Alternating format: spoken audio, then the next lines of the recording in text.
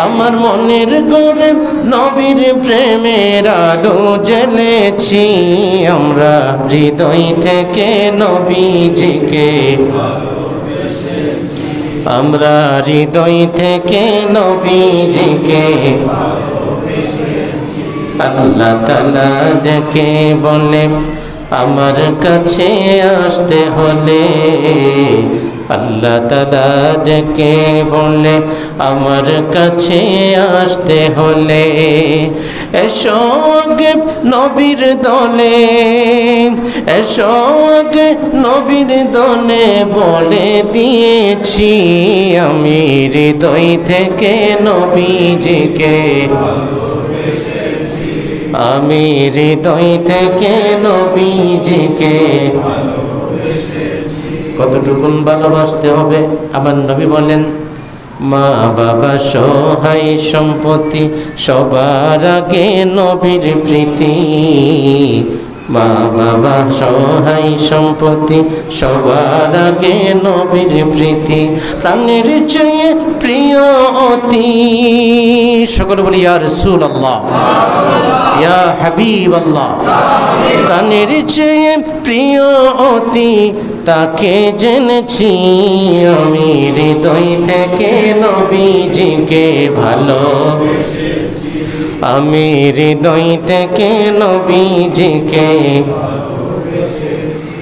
ভালোবাসতে হবে কিনা একটু জবান খুলে বলবেন হবে কিনা নবীজিকে ভালোবাসতে হবে কিনা আমরা কেমন নবীর মাহফিল করতেছি নবীজিকে আল্লাহ পাক কতটুকু পজিশন দিয়েছেন নবীর তারিফ কতটুকু আমাদের করা দরকার নবী আমাদের কাছে কতটুকু মহব্বত পাওনা আল্লাহ পাক কি নির্দেশ করেছেন আমাদেরকে কতটুকু মহব্বত করার জন্য আল্লাহর হাবিব বলেছেন সাহাবায়ে কেরাম তার প্র্যাকটিক্যাল প্রমাণ কতটুকু দিয়ে গেলেন আমার আল্লাহ কতটুকু তাহার হাবিবকে ভালোবাসতেন এগুলা জানার দরকার আছে না নাই আমি এইদিকে কিছু কথা বলে ইনশাআল্লাহ ঈদে মিলাদুন নবীর উপর কিছু কথা বলবো যেহেতু আজকের মাহফিলের প্রধান মেহমান রয়েছে প্রধান বিষয়ের উপর ওরা নসিহত পেশ করবেন যেই কথাটুকু বলতেছিলাম যে নবীজিকে আমাদেরকে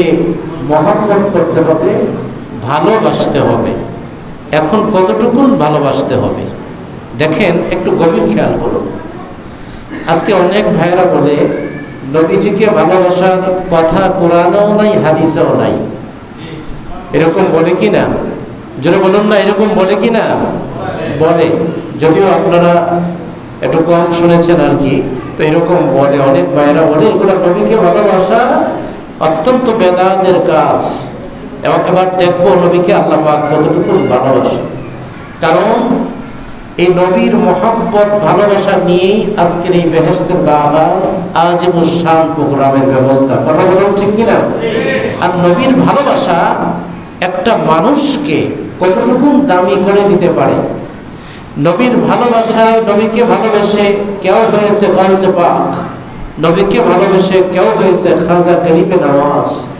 নবীকে ভালোবেসে কেউ হয়েছে আবু বকর সিদ্দিক নবীকে ভালোবেসে কেউ হয়েছে ফারুক আজম উচ্চ আওয়াজে বলি সুবহানাল্লাহ আল্লাহ রাব্বুল আলামিন কুরআনুল কারীমের সূরা বাকারা 2 নম্বর পারার প্রথম পৃষ্ঠায় কুরআনুল কারীমে বলে বিসমিল্লাহির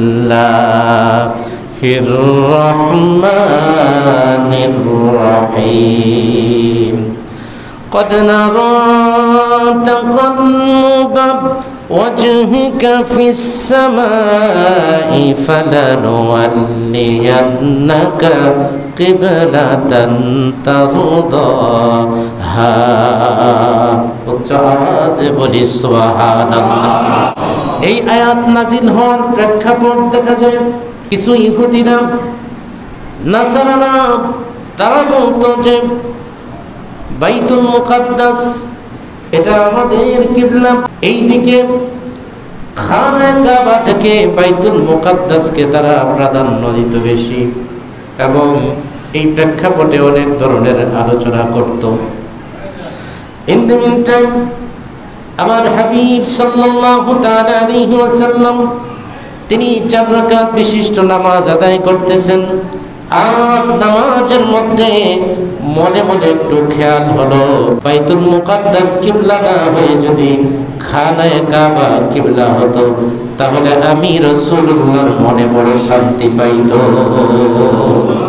একটু গভীর খেয়াল করুন, আমার নবীজি মসজিদে নববী থেকে কিছু দূর মদিনাতুল মুনাওয়ারায় একটা মসজিদ রয়েছে, যে মসজিদের নাম হচ্ছে মসজিদে জুল কিবলাতাইন, অর্থাৎ 2 কিবলাওয়ালা বিশিষ্ট একটা মসজিদ। সারা পৃথিবী খুঁজে খুঁজে শুধুমাত্র একটাই মসজিদ পাওয়া যাবে যে মসজিদের কিবলা হলো 2টা। এই মসজিদের কিবলা কয়টা? জোরে বলুন না, কয়টা? 2টা। 2টা হওয়ার পেছনে কারণ আছে না নাই? এই কারণের মধ্যে দেখা গেল যে এখানে আমার নবীর শান, উচ্চ আওয়াজ বলুন না সুবহানাল্লাহ। কিভাবে? আমার নবী যখন 4 রাকাত বিশিষ্ট নামাজে 2 রাকাত শেষ করে ফেললেন, আর বাকি 2 রাকাত আল্লাহ রাব্বুল আলামিন জিবরিলকে ডাক দিয়ে বলে, জিবরিল আর দেরি করো না, আর দেরি করো না, তাড়াতাড়ি চলে যাও আমার বন্ধুর কাছে, হাবিবকে সালাম জানাবা আর বলে দিবা, কদ নারা তাকাল্লুবা ওয়াজহিকা ফিস সামাই ফালানুওয়াল্লিয়ান্নাকা কিবলাতান তারদাহা। হাবিব, ও বন্ধু, 2 রাকাত নামাজ পড়েছেন বাইতুল মুকাদ্দাসের দিকে ফিরে। এখানে আবার প্রশ্ন করতে পারেন যে হুজুর, বাইতুল মুকাদ্দাসের দিকে ফিরে আবার নামাজ কিভাবে? মুসলমানদের জন্য 16 কিংবা 17 মাসের জন্য বাইতুল মুকাদ্দাস কিবলা ছিল। তাহলে আমাদের প্রথম কিবলা ছিল কোনটা? বাইতুল মুকাদ্দাস, যেটাকে মসজিদে আকসাও বলা হয়। এখানে কোরআনের ভাষায় বলা হয় মসজিদে আকসা, হাদিসের ভাষায় বলা হয় বাইতুল মুকাদ্দাস। এই বাইতুল মুকাদ্দাসের দিকে ফিরে মুসলমানরা প্রথমে নামাজ পড়তো। আর সেই অবস্থার মধ্যে আল্লাহর হাবিব মনে মনে একটু কল্পনা করলেন, বাইতুল মুকাদ্দাস কিবলা না হয়ে যদি খানায়ে কাবা কিবলা হতো, আমি রাসূলুল্লাহর মনে বড় শান্তি পাইতো। আমার আল্লাহ রাসূলুল্লাহর মনের খবর জানে কি জানে না? জানে কি না? জিবরিল পাঠাই দিলেন, বললেন যাও আমার হাবিবকে গিয়ে বলবা বাকি 2 রাকাত নামাজ যেন ওনার যেই দিকে ফিরে পড়তে মনে চায়, অর্থাৎ খানায়ে কাবার দিকে ফিরে আদায় করবে। উচ্চ আওয়াজে বলি সুবহানাল্লাহ। তাহলে নামাজ আদায় করতেছিলেন একদিকে, ধরেন এই দিকে নামাজ আদায় করতেছে, আল্লাহ হাবিবের এই মেসেজ পাওয়ার সাথে সাথে, কোরআনের আয়াত নাজিল হওয়ার সাথে সাথে ঠিক উল্টা দিকে ফিরে আবার তিনি নামাজ আদায় করে দিলেন বাকি 2 রাকাত। উচ্চ আওয়াজে বলুন না সুবহানাল্লাহ।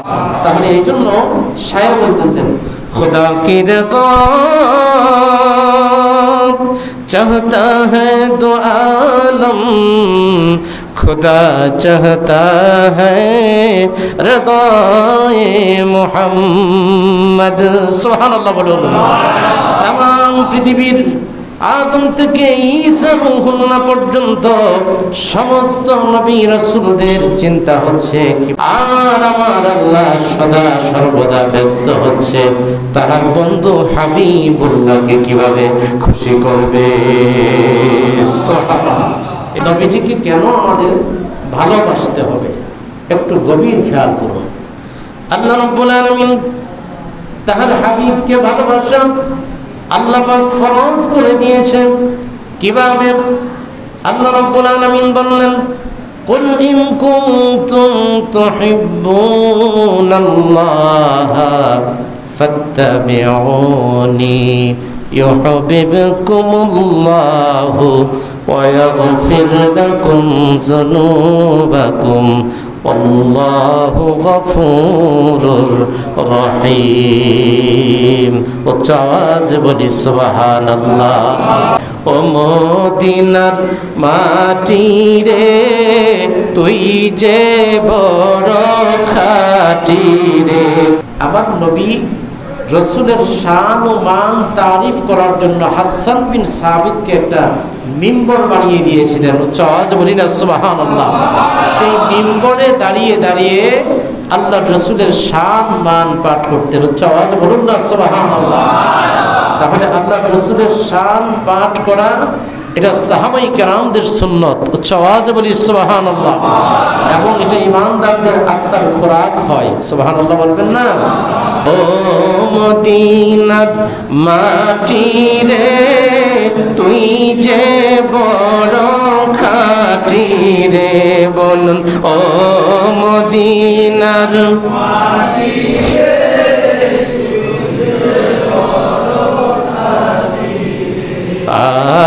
আমার নবীর কারণে, বলুন আমার নবী।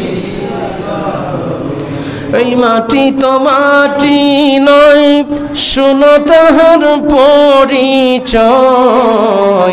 এই মাটি যাহার শোনে রে, বই কি তার মরণে রে। আমার নবীর কারণ, বলুন না আমার। ও মদিনার মাটি রে তুই যে বড়, আমার নবীর কারণে, আমার নবীর কারণে। তাহলে আমার নবীকে আল্লাহ রাব্বুল আলামিন ভালোবাসলেন, তার প্রমাণ কোরআনুল কারীমের সূরা বাকারার 2 নম্বর পারার প্রথম পৃষ্ঠায় পাইলাম। তারপরে আল্লাহর হাবিব সাল্লাল্লাহু তাআলা আলাইহি ওয়াসাল্লামকে আমার আল্লাহ কত ভালোবাসেন দেখেন। নামাজ 2 রাকাত, 4 রাকাত নামাজের মধ্যে 2 রাকাত শেষ, বাকি 2 রাকাত নামাজের জন্য আলাদা কোনো নিয়ত করতে হয় নাই। নামাজের মধ্যেই নিয়ত কিবলা ঘুরিয়ে দিয়েছে। আল্লাহর হাবিবের সাহাবায়ে কেরাম কোনো প্রশ্ন করেন নাই। আল্লাহর হাবিবের প্রতি কতটুকু তাদের ইত্তেবা, অনুসরণ, অনুকরণ ছিল। উচ্চ আওয়াজে বলুন সুবহানাল্লাহ। এই জন্য আল্লাহ বলেন কুল ইন কুনতুম তুহিব্বুনাল্লাহ ফাত্তাবিউনি ইউহিব্বুকুমুল্লাহু ওয়া ইয়াগফির লাকুম যুনুবাকুম আল্লাহু গফুরুর রহিম। আল্লাহ ডাক দিয়ে বলে, হাবিব বন্ধু আমার আপনি বলে দিন, তারা যদি আমি আল্লাহকে ভালোবাসে কিংবা আমি আল্লাহকে ভালোবাসতে চাই, তাহলে ফাত্তাবিউনি, তারা যেন ইত্তেবা করে, আপনার অনুসরণ করে, অনুকরণ করে, আপনার গোলামি করে। তাহলে আমি ইউহিব্বুকুমুল্লাহ, আমি আল্লাহ রাব্বুল আলামিন নিজে গিয়ে তাদেরকে ভালোবেসে ফেলবো। তাহলে আল্লাহ পাক বলতেছেন যে আমি আল্লাহকে যদি কেউ ভালোবাসতে চায় তাহলে আমার হাবিবকে ভালোবাসলেই হবে, আমার হাবিবকে অনুসরণ করলেই হবে, আমার হাবিবের ইত্তেবা করলেই হবে। আমি আল্লাহর ভালোবাসা পেয়ে যাবে। শুধু তাই নয়, আমি আল্লাহ তার অতীতের যত পাপ রাশি আছে সমস্ত পাপ রাশিগুলি ক্ষমা করে দেব। উচ্চ আওয়াজে বলি সুবহানাল্লাহ। একটা কাঠের মিম্বরে বসে আছি, কাঠের মিম্বরে বসে আছি না? এই কাঠ কি কথা বলতে পারে? যদি বলুন না বাবা, কাঠ কি কথা বলতে পারে? পারে না। কিন্তু আমার নবীকে ভালোবাসলে, আমার নবীর প্রেম মহব্বত যদি অন্তরে থাকে, এই জড় পদার্থের মধ্যে প্রাণ চলে আসে। এই জন্যই বলা হয় নবীর প্রেমই হচ্ছে প্রকৃত জীবন। এই জন্যই দেখবেন কেউ মৃত্যুবরণ করলে 3 দিন পরে লাশ উঠাইলে পচা গন্ধ, আবার কেউ 300 বৎসর পরে উঠাইলো একদম তরতাজা লাশ পড়ে আছে। এই জন্য আল্লাহ পাক কোরআনে বলেছে যে 4 কিসিমের লোক কোনোদিন মৃত্যুবরণ করে না। যারা নবীর মহব্বত অন্তরে ধারণ করতে পেরেছে তারা ইন্তেকালের পরও অমর হয়ে আছে। উচ্চ আওয়াজে বলুন সুবহানাল্লাহ। এই জন্য আল্লাহ পাক রব্বুল আলামিন কোরআনুল কারীমে বলে, আলা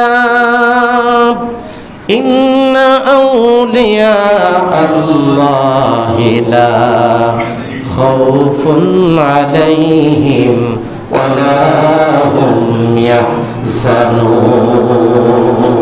নিশ্চয় জানা আমি আল্লাহর বন্ধু, লা খাউফুন তাদের কোনো ভয় নাই, ওয়া লা হুম ইয়াহজানুন তাদের কোনো চিন্তা নাই। তাদের দুনিয়াতেও কোনো ভয় নাই, আখিরাতেও তাদের কোনো চিন্তা নাই। উচ্চ আওয়াজে বলি সুবহানাল্লাহ। ওলিদেরও ওলি যিনি, তিনি হচ্ছেন ওলিকুল সম্রাট, পীরানের পীর গাউসুল আজম বড় পীর আব্দুল কাদের জিলানী রাদিয়াল্লাহু তাআলা আনহু। উচ্চ আওয়াজে বলি সুবহানাল্লাহ। ওনার ফাতিহা এবং সমস্ত নবীদের নবী যিনি, নবীকুল সম্রাট, এই দুইজনের ফাতিহা উপলক্ষে আজকের আয়োজন। উচ্চ আওয়াজে বলুন না সুবহানাল্লাহ। তাহলে আল্লাহর ওলিরা নবীকে ভালোবাসার কারণে আল্লাহর ওলি হয়ে গেছে। তাদের এমন একটা পজিশন চলে আসছে, তারা ইন্তেকাল করার পরেও তারা কবরের মধ্যে রিজিক প্রাপ্ত হয়ে থাকে। উচ্চ আওয়াজে বলি সুবহানাল্লাহ। এই জন্য কিতাবে আসছে যে কোনো আল্লাহর ওলি যদি ইন্তেকাল করে, তার ইন্তেকালের পরে ক্ষমতা আরো বৃদ্ধি হয়। কতটুকু? 69 গুণ কিংবা 70 গুণ বেশি। উচ্চ আওয়াজে বলুন সুবহানাল্লাহ। যেমন উদাহরণ এসেছে এইরকম যে একটি খাল বিল নদী নালার পানি যদি কোনো এক সাগর মহাসাগর গিয়ে পড়ে, তখন এই পানিটার বিস্তৃতি আরো বেড়ে যায় কিনা? যেটা বলুন না, বেড়ে যায় কিনা? এই পানিটা ছিল ছোট্ট একটা সীমাবদ্ধতার মধ্যে, আর যখন বঙ্গোপসাগরে গিয়ে পড়বে তখন এই পানিটার ক্ষমতা আরো বাড়ে কিনা? তার সারা সাগর তার বিস্তৃতির জায়গা হয়ে যায়। আল্লাহর ওলিরা যখন আল্লাহর জিম্মায় চলে যায়, তখন আল্লাহর বন্ধুর শক্তি আরো 70 গুণ বেড়ে যায়, বৃদ্ধি পেয়ে যায়। উচ্চ আওয়াজে বলি সুবহানাল্লাহ। এই জন্য আল্লাহর ওলিদের দরবারে আমাদের যাওয়া দরকার আছে না নাই? আল্লাহর ওলিদের খেদমত এই দেশে আছে না নাই? অনেকে বলে এই আল্লাহর ওলিদের কথা বলা যাবে না, কোরআন হাদিসে এগুলার কথা নাই। আসলে আল্লাহর ওলিদের কথা কোরআনে আছে না নাই? কোরআনুল কারীম থেকে আয়াত কারিমে তিলাওয়াত করি নাই? আল্লাহ বলেছেন আলা ইন্না আউলিয়া আল্লাহি লা খাউফুন আলাইহিম ওয়া লা হুম ইয়াহজানুন। উচ্চ আওয়াজে বলি সুবহানাল্লাহ। তাছাড়া হাদিস শরীফে তো অসংখ্য হাদিস আছে। বুখারী শরীফের বনি ইসরাঈল অধ্যায় বিশাল লম্বা হাদিস। এই হাদিসের মধ্যে আসছে যে আল্লাহর ওলিরা, আল্লাহর বন্ধুরা একটা পর্যায়ে এমন হয়, সাধারণ মানুষ থেকে তারা আস্তে আস্তে গ্রেড চেঞ্জ হইতে হইতে তারা অনেক উপরে উঠে যায়। তখন সাধারণ মানুষ থেকে তারা আল্লাহর বন্ধুতে রূপান্তরিত হয়ে যায়। উচ্চ আওয়াজে বলি সুবহানাল্লাহ। ওলি হচ্ছে 3 প্রকার: ওলিয়ে ফিতরি, ওলিয়ে কাসাবি, ওলিয়ে ওয়াকফি। ওলিয়ে ফিতরি হচ্ছে মাদারজাত ওলি, মাতৃগর্ভ থেকে যারা ওলি হয়ে এসেছেন। এদের মধ্যে যিনি বড় পীর আব্দুল কাদের জিলানী, যার স্মরণে আজকের মাহফিল, তিনি হচ্ছেন মাদারজাত আল্লাহর ওলি। উচ্চ আওয়াজে বলি সুবহানাল্লাহ। মায়ের গর্ভ থেকে আল্লাহর ওলি হয়ে দুনিয়াতে এসেছেন। যেমন ওনার একটি কারামত হচ্ছে, ওনা যখন মক্তবে পড়তে গিয়েছেন, উস্তাদ সবক দিচ্ছেন আলিফ, তিনি বা তা সা শেষ করে আরম্ভ করলেন। উস্তাদ সবক দিচ্ছে সূরা ফাতিহা। আউযু বিল্লাহি মিনাশ শাইতানির রাজিম। বিসমিল্লাহির রাহমানির রাহিম। আলহামদুলিল্লাহি রাব্বিল আলামিন। বড় পীর আব্দুল কাদের জিলানী রাদিয়াল্লাহু তাআলা আনহু তিনি পড়তে আরম্ভ করলেন আর রহমানির রহিম মালিক ইয়াউমিদ্দিন ইয়্যাকা না'বুদু ওয়া ইয়্যাকা নাস্তাঈন। সূরা শেষ করলেন, বাকারা শেষ করলেন, আলে ইমরান শেষ করলেন। করতে করতে 5 পারা, 10 পারা, 15 পারা 18 পারা পর্যন্ত একটা রাত তেলাওয়াত করে শোনায়া দিলেন। উচ্চ আওয়াজে বলুন সুবহানাল্লাহ। বলে বাবা আব্দুল কাদের কেন থামলা? বলে আমার মা আমাকে গর্ভ অবস্থায় 18 পারা তেলাওয়াত করেছে বারবার, আর শুনতে শুনতে আমি মায়ের গর্ভ থেকেই পুরাটা হিফজ করে ফেলেছি। উচ্চ আওয়াজে বলুন সুবহানাল্লাহ। আউলিয়া কেরামের কারামত, আউলিয়া কেরামের কারামত সত্য কিনা? যারা বলুন না সত্য কিনা? সত্য। যাই হোক, সেই দিকে আমি আলোচনা করব না। এই আউলিয়া কেরামের ভূমিকা এই বিশ্বে ইসলাম প্রতিষ্ঠার ক্ষেত্রে আছে না নাই? যারা বলুন না আছে না নাই? একটু জবান খুলে বলতে হবে আছে না নাই? এই ভারতবর্ষে যখন খাজা গরিবে নওয়াজ মাইনুদ্দিন চিশতি এসেছেন, তখন এই ভারতবর্ষে কোনো মুসলমানের তেমন প্রভাব ছিল না। ওনার ইন্তেকালের সময় দেখা গেল প্রায় 90 থেকে 1 কোটি লোক ওনার নামাজে জানাজায় অংশগ্রহণ করেছিলেন।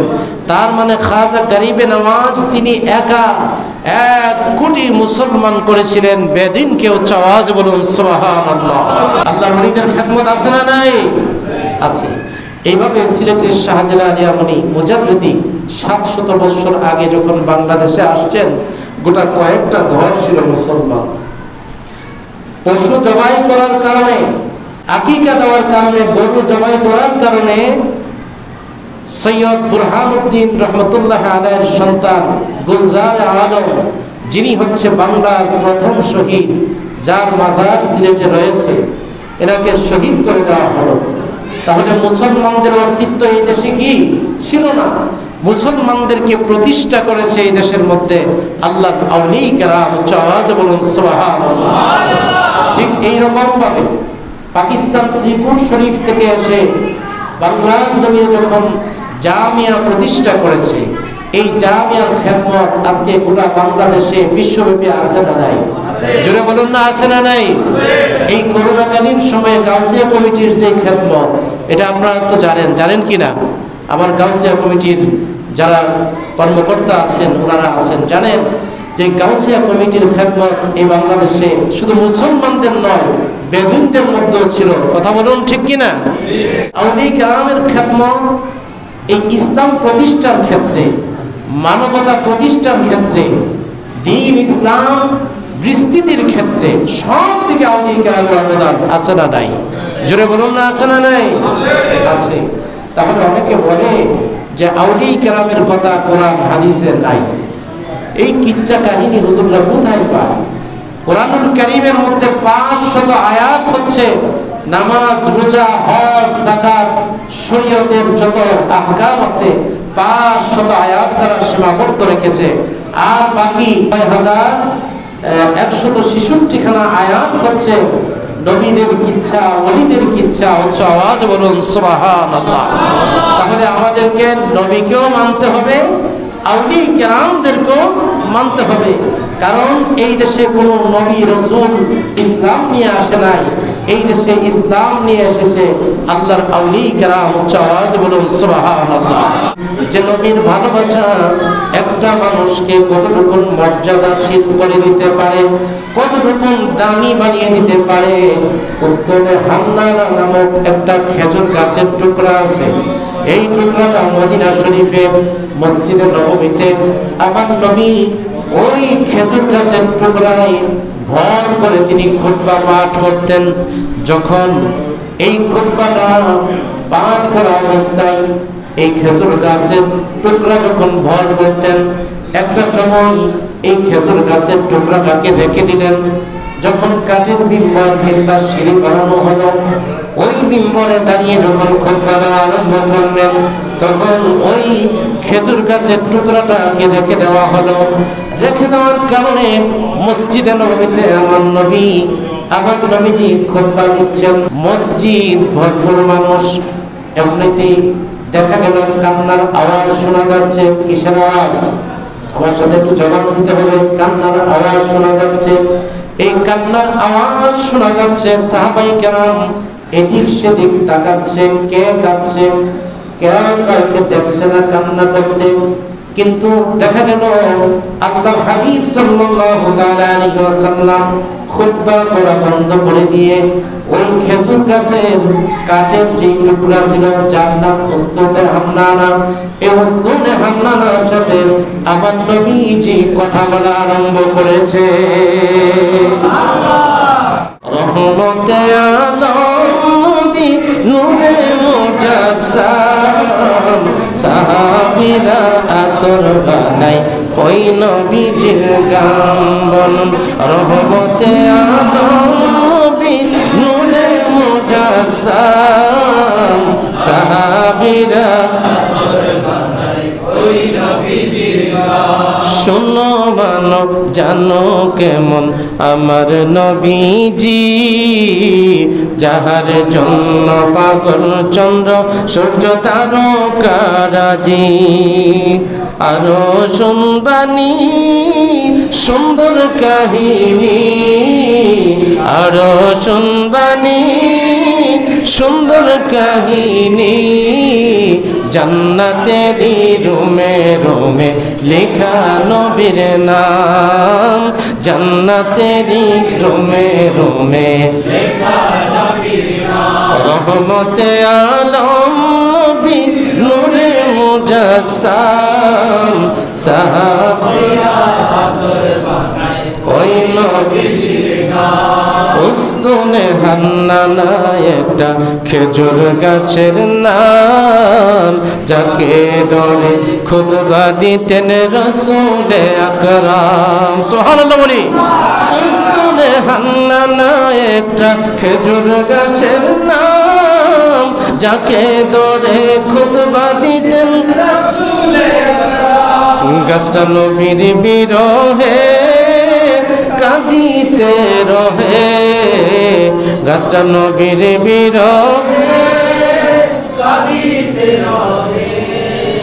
হতবাক হইলেন যত সাহাবায়ে কেরাম, হতবাক হইলেন যত সাহাবায়ে কেরাম। রহমতে আলম নবী নূরে মুজাসসাম, সাহাবীরা আতর বানাই ওই নবীজির গান। আমার কথা হলো একটা খেজুর গাছ যদি আমার নবীকে ভালোবাসার কারণে, আমার নবীর পরশ হবার কারণে, নবীর সহবত পাওয়ার কারণে একটা খেজুর গাছের জবান দিয়ে কথা বের হয়ে যায়, তাহলে আল্লাহর হাবিবের উম্মত যদি তাহাকে ভালোবাসে মহব্বত করে, ওই মানুষের মধ্যে খেজুর গাছের চাইতে ওই প্রাণী শক্তিটা আসতে পারে কি পারে না? এই প্রেম, এই মহব্বত অন্তরে যারা ধারণ করতে পেরেছে তারাই হয়েছে গাউসে পাক, তারাই হয়েছে খাজা গরিবে নওয়াজ, তারাই হয়েছে শাহজালাল মুনি, তারাই হয়েছে সৈয়দ আহমদ শ্রীকুটি, তারাই হয়েছে তৈয়ব শাহ হুজুর কেবলা উচ্চ আওয়াজে বলুন সুবহানাল্লাহ, তারাই হয়েছে শাহনশাহ আদালত শাহ আমানত, তারাই হয়েছে মুফতি খাজা গরিবুল্লাহ। কথা বলুন ঠিক কিনা? তাহলে এই পৃথিবীতে নবীর মহব্বত অন্তরে ধারণ করা, অন্তরে স্থান দেওয়া অত্যন্ত জরুরি। কেননা হাদিস শরীফ প্রমাণ করে যে নবী আমার ঘোষণা করেন, তোমরা তোমাদের সন্তানদেরকে তিনটা বিষয়ে শিক্ষা দাও, তিন বিষয়ে সন্তানদেরকে তোমরা প্রশিক্ষণ দাও। হুব্বি নবিয়িকুম, নবীর মহব্বত তোমরা শিক্ষা দাও। হুব্বি আহলে বাইতিহি, আমার নবীর আহলে বাইতের মহব্বত শিক্ষা দাও। ওয়া কিরাআতিল কুরআন, তারপরে বলা হয়েছে তোমরা তোমাদের সন্তানদেরকে কোরআন কারীমের শিক্ষা দাও। উচ্চ আওয়াজে বলি সুবহানাল্লাহ। এই হাদিস দ্বারা প্রমাণ হলো প্রথমে একটা মানুষের অন্তরটাকে সাজাইতে হবে নবীর প্রেম দিয়ে। কেননা আদম আলাইহিস সালামের যখন বডি তৈরি করা হলো, আর ওই বডিতে যখন রূপ দেওয়া হলো, ওই বডি ছিল অন্ধকার, ওখানে গিয়ে রূহ স্থান পায় না। যখন বডির মধ্যে নূরে মুহাম্মদী দেওয়া হলো, তখন আদম আলাইহিস সালামের দেহ মুবারকে ওই রূহ স্থায়ী দায়িত্ব লাভ করলো। উচ্চ আওয়াজে বলি সুবহানাল্লাহ। যদি আমাদের সন্তানদেরকে মানুষের মতো মানুষ বানাইতে চায়, আমার নবী যে একটা প্রেসক্রাইব করে গিয়েছেন, প্রেসক্রিপশন করে গিয়েছেন যে সন্তানকে যদি মানুষের মতো মানুষ বানাইতে চাও, তাহলে আমি নবীর কথাকে তোমরা মান্য করো। এই জন্য আল্লাহ বলেছেন, লাকাদ কানা লাকুম ফি রাসূলিল্লাহি উসওয়াতুন হাসানা। উচ্চ আওয়াজে বলি সুবহানাল্লাহ। আমার নবীর জীবনের মধ্যে, আমার নবীর জীবনের মধ্যে রয়েছে তোমাদের জন্য সর্বোত্তম আদর্শ। নবীর জন্ম থেকে আরম্ভ করে একদম ইন্তেকাল পর্যন্ত গোটা জীবনের প্রত্যেকটা দিক তোমরা যদি তালাশ করো, প্রত্যেকটা সেক্টর থেকে তোমাদের জন্য উত্তম আদর্শ রয়েছে। আমাদের কি করতে হবে? নবীর প্রেম অন্তরে ধারণ করতে হবে, সন্তানদেরকে শিক্ষা দিতে হবে। নবী আমার বলেছে, হুকি নবীকুম, তোমাদের সন্তানদেরকে আমি নবীর মহব্বত শিক্ষা দাও। কেন বলেছে? আজকে দেখবেন সন্তান মা বাবাকে অপমানিত করে, লাঞ্ছিত করে, বেইজ্জত করে, বৃদ্ধাশ্রমে রেখে দিয়ে আসে। এরকম দৃশ্য আছে না নাই? শুধু তাই না, সন্তান ওই মাতা পিতাকে প্রহার পর্যন্ত করে ঘর থেকে বের করে দেয়। এরকম দৃশ্য বাংলার বুকে আছে না নাই? নারে তাকবীর, নারে রিসালাত। মাশাআল্লাহ। এবার দুইটা ভাগে বিভক্ত করি। এবার যুবক ভাইয়েরা যারা তারা এক ভাগ, মুরব্বী বাবারা যারা তারা এক ভাগ। এখন আমি মুরব্বী বাবাদের কাছ থেকে পরে শুনবো, যুবক ভাইয়ের একটা জোরে তাকবীর দিবেন, মুরব্বীরা আবার বাদ জোরে দিই। নারে তাকবীর, নারে রিসালাত, নারে গাউসিয়া। মাশাআল্লাহ, মোটামুটি হয়েছে। এবার মুরব্বী বাবারা নারে তাকবীর, নারে রিসালাত। মুরব্বীরাও কম না, পুরান চাইল বাদে পারে। কথা বলুন ঠিক কিনা? এবার বাপ পুতে যদি মিল্লা যায়, আওয়াজটা আরো ভালো হবে না? এবার সবাই মিলে একটা তাকবীর দেয়, নারে তাকবীর, নারে রিসালাত, নারে গাউসিয়া। পবিত্র জশ্নে ঈদ মিলাদুন নবী, ফাতিহায়ে আজদহম, নারে তাকবীর।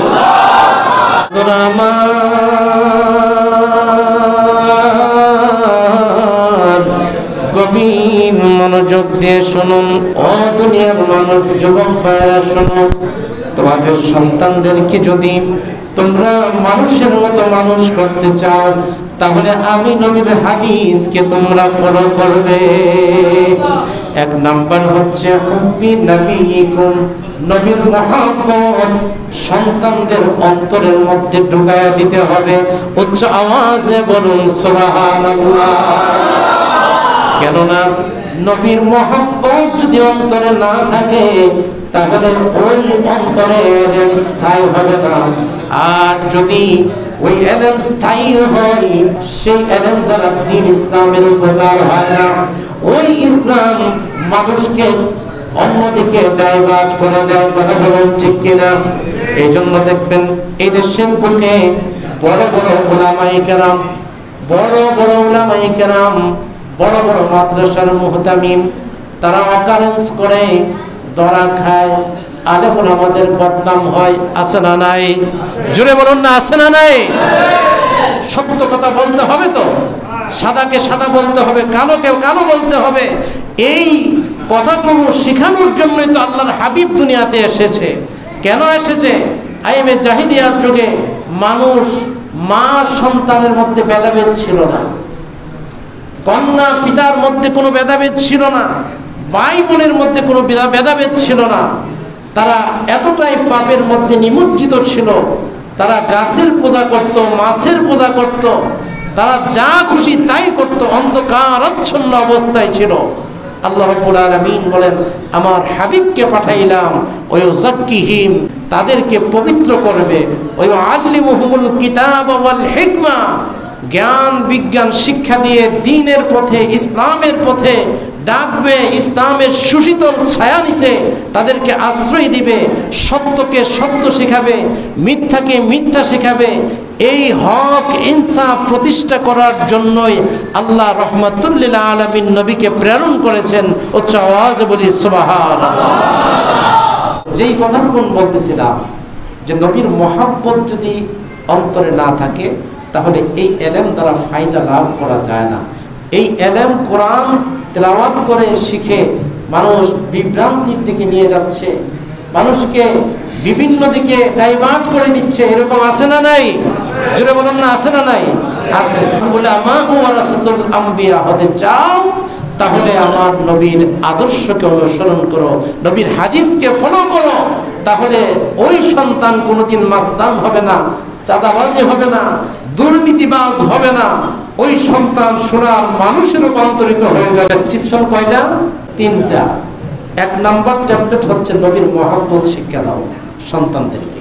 2 নাম্বার হচ্ছে আমার আহলে বাইতের মহব্বত শিক্ষা দাও। 3 নাম্বার হচ্ছে কোরআনুল কারীমের শিক্ষা। উচ্চ আওয়াজে বলি সুবহানাল্লাহ। প্রথমে নবীর মহব্বত, 2 নম্বরে আহলে বাইতের মহব্বত, 3 নম্বরে বলেছে এবার দ্বীন ইসলাম তাকে শিখাও। তাহলে এই ইসলাম দ্বারা মানুষ উপকৃত হবে। উচ্চ আওয়াজে বলি সুবহানাল্লাহ।